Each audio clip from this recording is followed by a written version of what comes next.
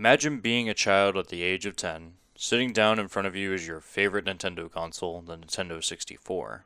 As you gently place your game cartridge in, well, after you had carefully blew on it, of course.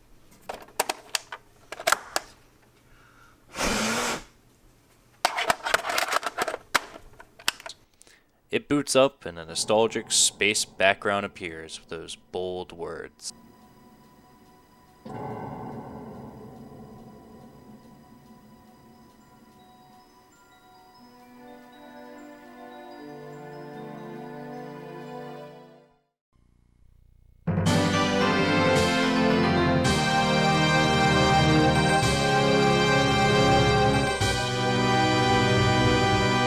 It's Star Fox 64 for the Nintendo 64, a primary classic of arcade-on-rails style kind of shooters, with the atmosphere of space, technology, and aliens.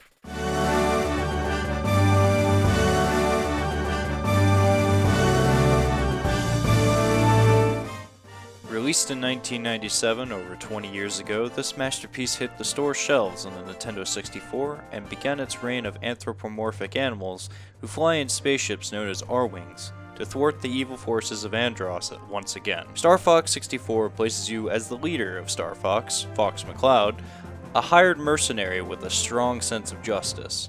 Fox and his buddies, Falco Lombardi, Slippy Toad, and Peppy Hare, are called by General Pepper of the Cornerian Army to help save the Lilat system once again. Your main choice of movement in this game is through R-Wings, which are the Star Fox team's personal, super high-performance combat spacecraft, equipped with G-diffuser systems and anti-gravity devices, allowing the pilot to fly their R-Wing in a variety of directions, as well as performing combat maneuvers such as a barrel roll or a somersault.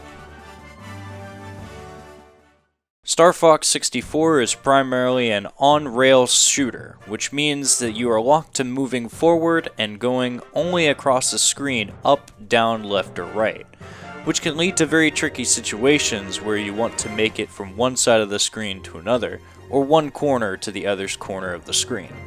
Star Fox 64 also introduces a mode called All Range Mode, which takes advantage of the many directions the R-Wing can navigate in a 3D space. The game is told through a brief backstory regarding Fox McCloud's father, James McCloud, and his sacrifice to save Peppy Hare. After the briefing, the game introduces you to the Lilat system, where you pick and find your own path. Red Line being the most difficult and challenging of the paths, Yellow Line being the most intermediate path, and the Blue Line being the more beginner-friendly path. There are a grand total of 16 different missions in Star Fox 64, each of them splitting into 3 varied paths I spoke of before, which lock you to 7 individual missions per playthrough. The most interesting part about this game is that paths can't be chosen at the beginning, and that the only way to access is by clearing set objectives. One of them could be warping through some spinning like circles, and be warped to another planet altogether. And some may be yielding other objectives, such as requiring you to save a teammate, or suggesting that you need to have a high score to be placed on a more difficult route. Finding each and every individual alternative route are very rarely simple, but it's a great way to bring fun into the replayability of this title. Something worth mentioning is that this game is fully voice acted, which is remarkably impressive for a Nintendo 64 title, especially 20 years ago when voice acting was extremely expensive. As I look on now, the cutscenes that happen before the missions are so goofy looking now, considering the game's director, Shigeru Miyamoto, wanted them to have an attributed hand puppet style, as he had a strange fascination with such a strange anomaly. If anything, these small cutscenes, while minimal in movement, give its own set style of character, and while not immersive at first, they do give me a chuckle with how they have this almost Muppet way of speaking. Of course, starting the game, one downside to this is that once you begin one session, you have to complete it from start to finish, or until you lose all of your remaining lives. This was apparently a change in Star Fox 64 3D, where you can pick up and drop the game freely to your liking, and it in fact encourages you to take breaks when possible.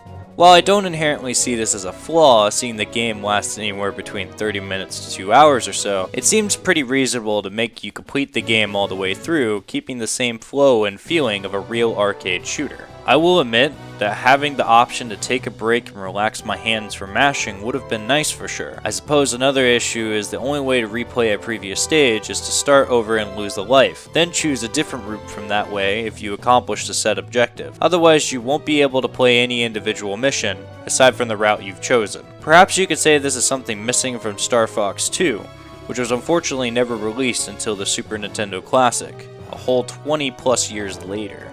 Thinking about it now, having the Lilat system built in a similar fashion to Star Fox 2 with the save system would have lightened the mood and tension a bit. But of course the game is short, so it doesn't exactly need a saving system if you have the time to play through this. However, for some people who are new to the game, the original might be proven a bit difficult to get used to, with the Nintendo 64's analog stick being very sensitive and often having trouble being precise. Star Fox 64 is certainly an on-rails shooter with added depth in the score attack system. You're not going to be mindlessly mashing the A button to fire and win the game. Of course, no one is really stopping you from doing that. If you're going for a higher score, you want to utilize charge shots more, which upon impact gives an explosive range that usually nets you a +1 point, depending on how many enemies you hit with it, completely being more useful than mashing the A button and trying to shoot everything down as soon as you see it. It's a strange little system that just feels really good and fluid, especially for this game. Gaining more points for shooting more targets on the field at once is just so rewarding. Scoring an exceeding amount of points that change the score number to gold means you achieved a high score to receive a medal for that stage. Collect all the medals for all the stages, and you'll unlock Expert Mode, a serious challenge where you can earn a ton of points. Also, as an added bonus, Fox McCloud is now supporting some cool shades to boot. Sweet! Depending on your missions, you also have access to utilizing the Landmaster, which is a tank for missions like Titania to save Slippy, or on Macbeth to stop the Venomian war industry. These play almost in a similar fashion to R-Wings, except you're locked to the surface. Luckily, you have the ability to hover to avoid anything that happens to be in your way. There is another mission called Aquas, where you utilize the Blue Marine, an experimental assault submarine. Both of these missions slow down the pace of the game a bit, but definitely very satisfying to blow up everything in your path as if it were nothing. The multiplayer for Star Fox 64 definitely holds up well. Having a friend compete one-on-one to see who's the best pilot reminds me of very fond memories I had as a child, and even to this day, I have friends who want to have a one battle of Star Fox 64 over GoldenEye 007. Thankfully for programs like Dolphin, I can net play with friends and still enjoy this title. The multiplayer has 3 modes, 2 of which are head-to-head battle to the death, while the other is more of a player versus environment. All 3 modes are interesting and distinctively have separate objectives that are really fun to play. My only issue with them is that the screens are a bit small for each player, but if you happen to be playing 2 players, there's additional cameras below each player to see around the environment, which is a great added touch, considering I commonly had problems with the camera to begin with. Due to hardware limitation, the Nintendo 64 version of Star Fox 64 suffers greatly, especially in missions that have a lot of enemies on the screen or having some of your teammates flying around in front. The game lags horribly, and unfortunately there's just nothing you can do about it. Even with a RAM expansion pack, the game still suffers, and the poor Nintendo 64 just can't keep up. Areas like Aquas and the 2 Landmaster missions are probably the worst out of this bunch, with some exceptions like Katina and Solar. Some other issues are often in all range mode areas, where you sometimes get hit from enemies or even your own teammates, who then scold you for running into them. The problem with this is that sometimes you can't even see them rearing from left or right of the screen, which just seems unfair, but such is life, I guess. Comparing all versions of the Nintendo 64 title, including emulation on Project 64, you can clearly see that there is a dramatic change in color, seeing as Nintendo 64 being more vibrant and colorful, and as we move over to the Wii and Wii U, things feel a bit more dimmer, while remaining more refined and sharp. Wii U VC also, while it has custom control changes, it often has input lag, and I personally wouldn't deem it suitable to play this game on. Wii VC has definitely helped with the majority of the lag, but there are still a bit of dips in FPS here and there, still an improvement on Nintendo 64. As for emulation, while depending on your computer's specs, you can set this at any resolution you like with little to no lag. I didn't notice any lag on my end through recording, but if you happen to see any lag or have any lag on your own, please let me know in the comments below. Bringing attention to the 3DS remake, which has remastered visuals and honestly a major overhaul to the game's look, really makes it stand out. Thanks to Citra, you can play this game definitely at a higher resolution, which really does justice to this game. However, due to some very game-breaking glitches with the Citra emulator, I simply cannot recommend this to anyone just yet, based on that alone.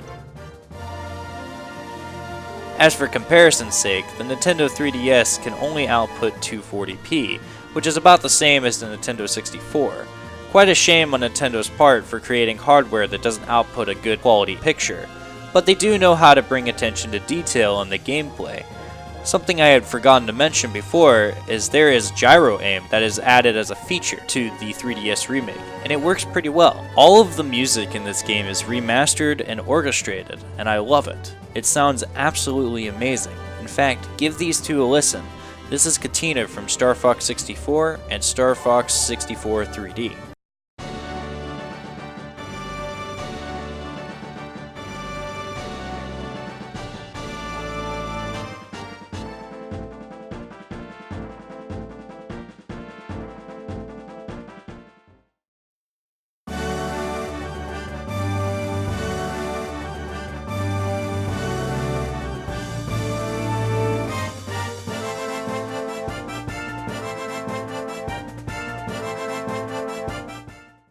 Though it would have been nice to have a feature where you could switch between the two soundtracks, I suppose another issue that comes to mind is that all the voice acting was redone. I'm not sure why this happened, but the newer voices definitely do not match the characters, or possibly the fact that they're heavily compressed, that they just don't sound at all like the original. It's something that bothers me. In a similar case of Majora's Mask 3D remake, is that random changes like this are for no reason. Nintendo already had the original voice acting, and based on the 3DS's hardware, they would have fit into the game nearly perfectly. Controls are similar and fluid like the original, only issue being that the buttons are much smaller and harder to mash, making it a bit uncomfortable to play for a long extended amount of time.